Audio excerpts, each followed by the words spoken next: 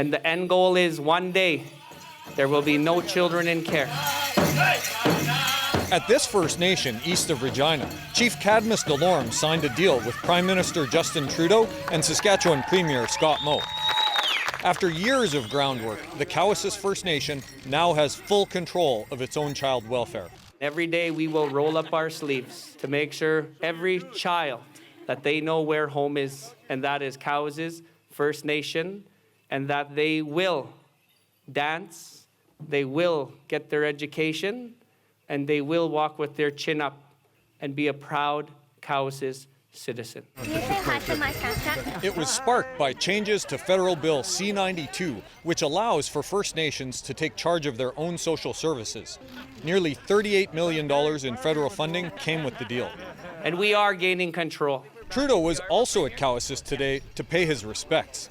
Last month, 751 unmarked graves were discovered at a former residential school site in the community.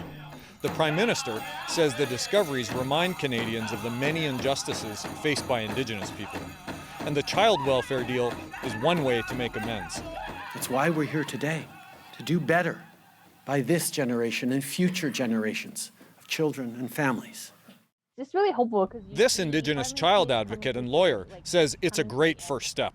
So I'm hoping that this announcement gives people some of that hope to be able to kind of retake that back so they can bring their children home wherever it is that they are and take control over that. The statistics in Saskatchewan are startling. In this province, more than 80% of all children in care are Indigenous.